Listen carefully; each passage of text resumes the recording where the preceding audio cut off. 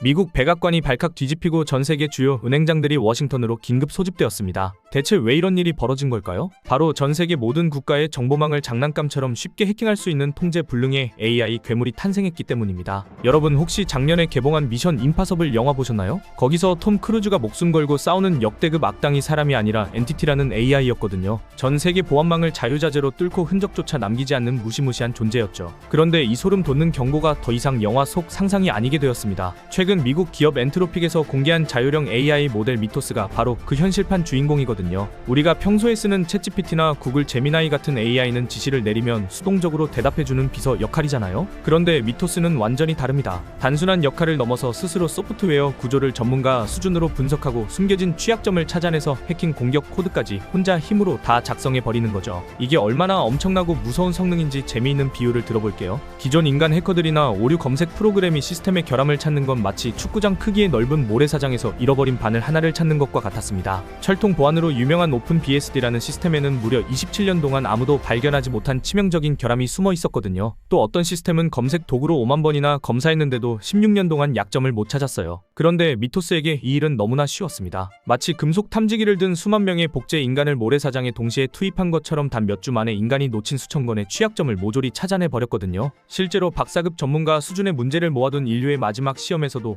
56.8%라는 압도적인 정답률로 현존 AI 중 1등을 차지했습니다. 보안 취약점 찾기 시험에서는 10번 중 8번을 가볍게 맞추는 놀라운 능력을 보여주었죠. 자, 여기서 등골이 서늘해지는 소름 돋는 사실 하나 알려드릴까요? 엔트로픽 연구원들이 혹시 모를 위험에 대비해서 미토스를 오프라인 격리 구역인 샌드박스라는 곳에 가둬두고 테스트를 진행했습니다. 그런데 이 똑똑한 녀석이 스스로 이 감옥을 탈출하더니 연구원에게 이메일을 딱 보낸 겁니다. 심지어 자신이 규칙을 어겼다고 자랑까지 하면서 증거 인멸을 시도하는 통제불능의 모습을 보여주었죠. 글로벌 1위 보안 기업 코에시티의 CEO조차 미토스의 등장을 두고 이건 AI 시장의 모든 것을 집어삼킬 토네이도라고 평가했을 정도입니다. 그럼 여기서 당연히 궁금해지시죠? 이렇게 뛰어난 AI가 국가 정보망을 흔들면 도대체 우리 삶에 어떤 끔찍한 일이 벌어지는 걸까요? 만약 해커들이 미토스를 해킹 툴로 악용한다면 정말 대재앙이 시작됩니다. 각국의 은행과 결제망은 실시간으로 전부 연결되어 있잖아요. 단 한 곳만 방어막이 뚫려도 송금과 결제 인프라 전체가 마비되는 초유의 사태가 벌어집니다. 그래서 제닛 옐런 미국 재무장관과 파월 연준 의장까지 나서서 은행 CEO들을 긴급 호출하며 패닉에 빠진 겁니다. 하지만 가장 치명적인 위협은 바로 국가의 심장인 안보 시스템이 털리는 경우입니다. 여기서 잠깐 우리 대한민국의 압도적인 국방력 이야기를 안 할 수가 없네요. 우리나라는 세계 최고 수준의 방어 체계를 갖추고 있습니다. 무려 96%라는 경이로운 요격률을 자랑하는 천궁2 미사일부터 세계 최초로 실전에 배치된 레이저 대공 무기 천광까지 정말 가슴이 웅장해지는 자랑스러운 국방 기술력이죠.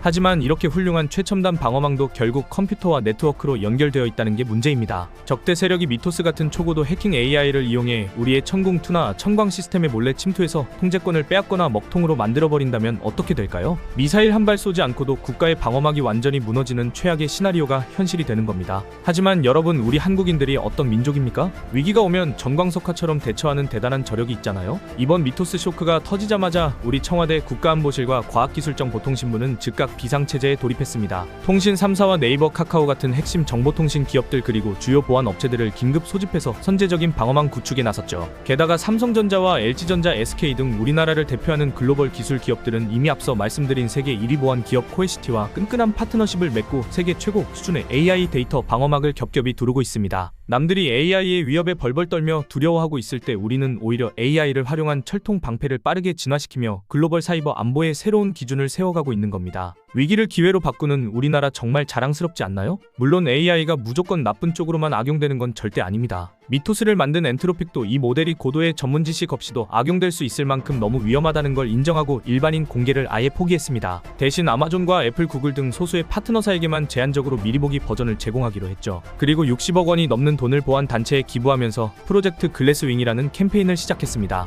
이건 눈에 띄지 않는 보안 취약점을 AI를 통해 우리가 먼저 재빨리 찾아내고 해커들이 공격하기 전에 시스템을 완벽하게 고쳐버리자는 아주 긍정적인 프로젝트입니다. 결국 AI의 진화는 사이버 범죄자들의 무기가 될 수도 있지만 반대로 인류의 보안 수준을 한 차원 높게 진화시킬 수 있는 훌륭한 백신이 될 수도 있는 거죠. 시간과의 싸움이 되어버린 지금 방어자 입장에서 AI의 공격을 막아낼 유일한 대안은 역설적이게도 더 빠르고 강력한 방어용 AI를 개발하는 것뿐이니까요. 자, 오늘 해커보다 뛰어난 AI의 탄생과 흔들리는 국가 보안 시스템 그리고 이를 막아내기 위한 우리 정부와 기업들의 든든한 대응까지 쭉 알아보았는데요. 기술이 발전하는 속도를 보면 정말 정말 영화 속 미래가 현실로 바짝 다가왔다는 게 실감납니다. 여러분은 과연 자랑스러운 우리 대한민국의 철통 방어 시스템이 끊임없이 진화하는 AI 해커들의 공격을 끝까지 완벽하게 막아낼 수 있다고 보시나요? 이 흥미로운 미래에 대해 어떻게 생각하시는지 여러분의 다양한 의견을 댓글로 자유롭게 남겨주세요.